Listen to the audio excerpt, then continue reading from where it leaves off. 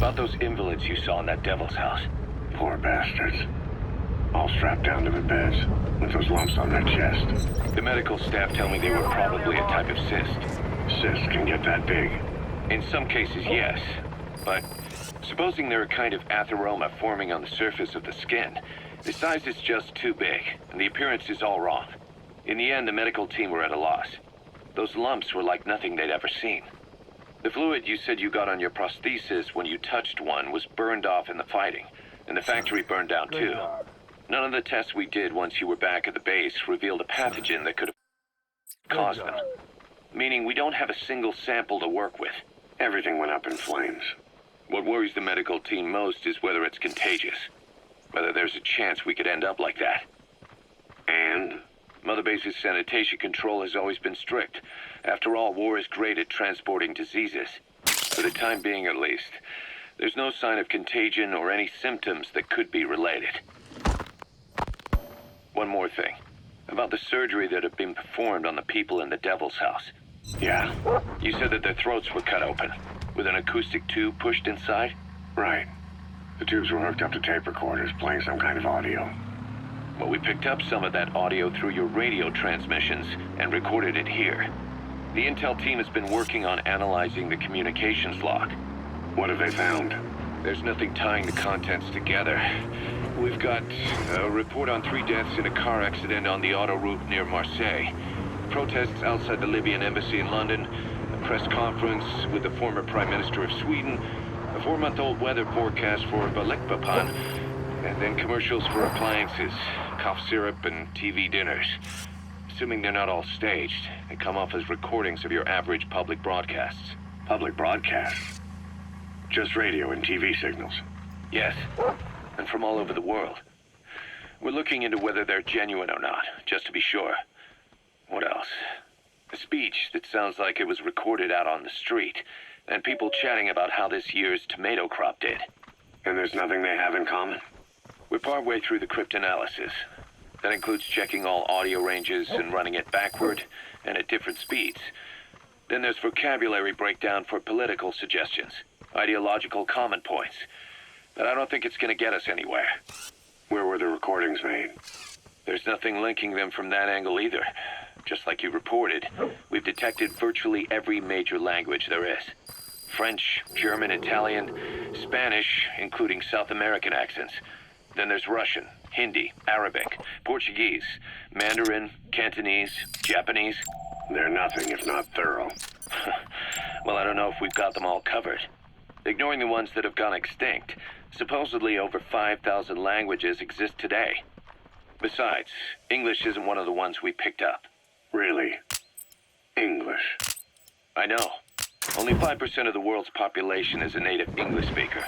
But when you factor in those who've acquired it as a second language, nearly 1/3 of the people speak it. The world's dominant lingua franca. You gotta figure they had it somewhere among all the languages in that place. No English. Bear in mind, we didn't hear everything that was played in that room. We couldn't isolate the more distant sounds due to static, and the program could have been set to change every day. In a nutshell, for reasons unknown, people in that room with a common medical condition were made to listen to recordings in languages from around the world. It's not clear how the growths on their chests fit into it. It could have been treatment for them, or maybe an experiment of some kind. I'm guessing one person knows. Yeah, Skullface. He was there. The only thing we can say for sure is that he's involved.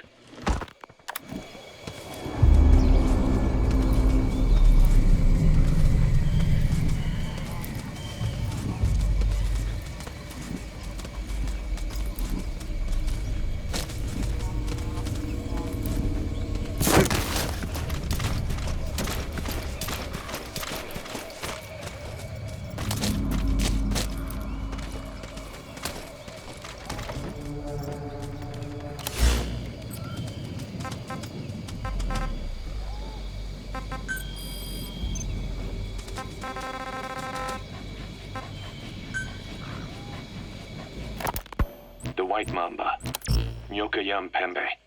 He's the commander of the kids based out of Wala Yamasa. As you know, contract forces of Africa were stationed at that village.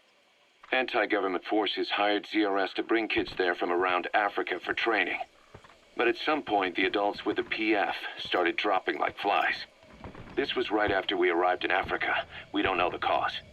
The kids ended up on their own. Must have been like fish out of water. Nothing to eat, no way to get back home. All the adults taught them was how to use a gun. Sure, they could shoot targets, but hunt for food? Not likely. They wouldn't have lasted long. Then the White Mamba showed up. He was faster and stronger than them, a better soldier, and he knew how to lead. I guess somebody wished upon a star, because their savior turned up like stardust straight out of the blue. The moment he arrived, the kids had their new commander. That was when they started attacking other villages. Word of the infamous White Mamba spread fast.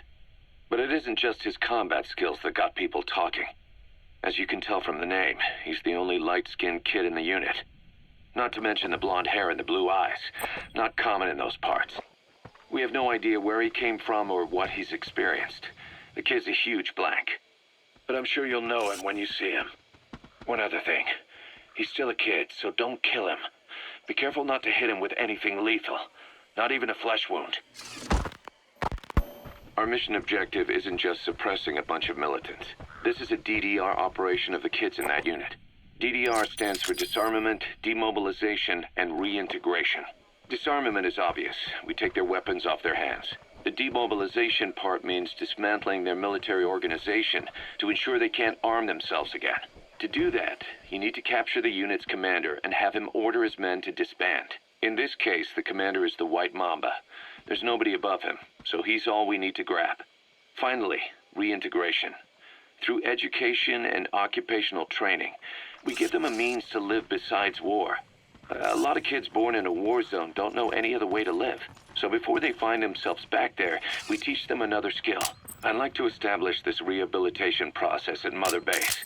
That's why we're bringing those kids back here. It's not so much for their sake. It's for the world that we're trying to create. No other way about it. Those kids are amateurs. Bad for business to have them running around where we're trying to work. Bring them all back if possible. Or as many as you can.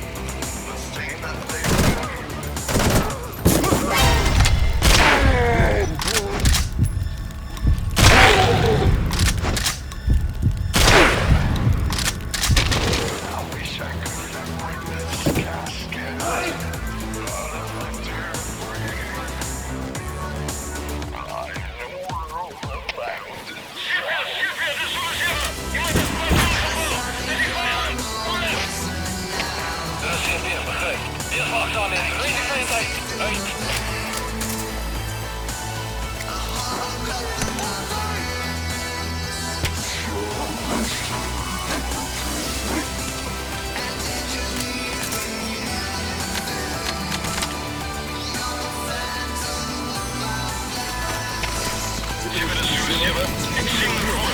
Dat is waar je in het gebied bent. Dat is het begrepen. Scherpsecurity in weerswakker.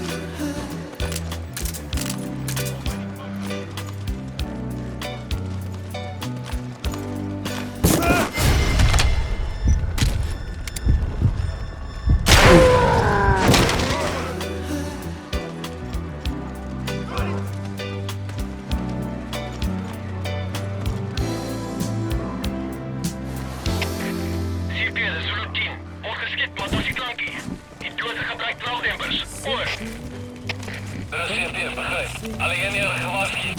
Die vijand krijgt werkgevers. 20 hullen, uit.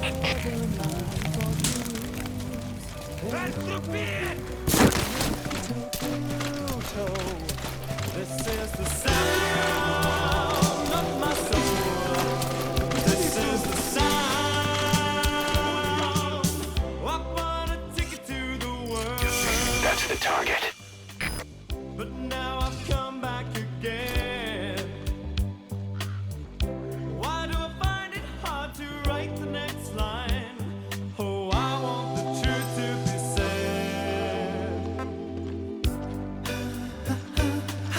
Stay.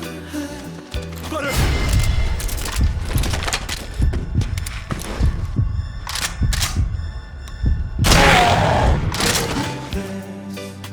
Much is true. I know there's much is true.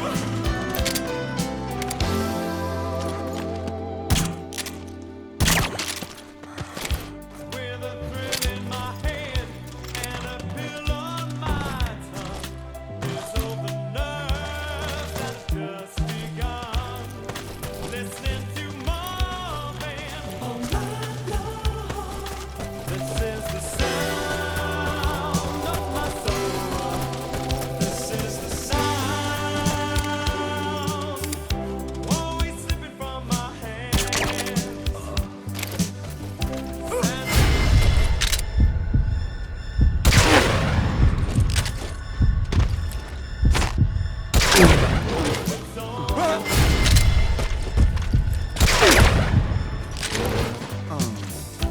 Take your seaside out to write the next line.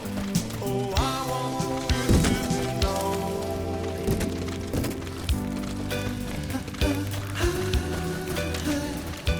I know there's much is true.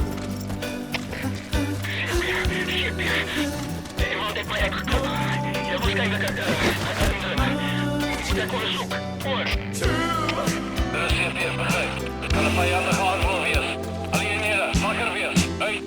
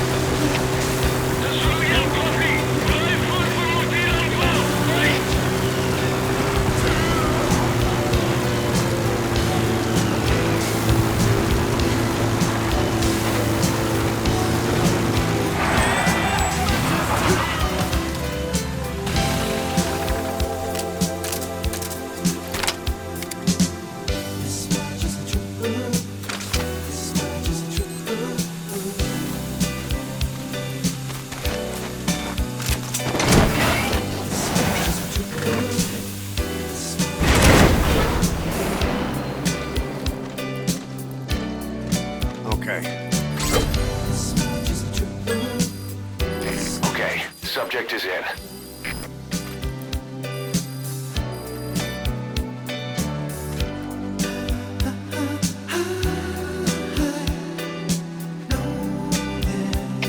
HK. Dus zit hier. We zijn niet verder teruggetrekt, maar contact verloren naar Kruisvuur. Vijand kan nog immers naar mij wegkruipen. Adviseer vaak samen.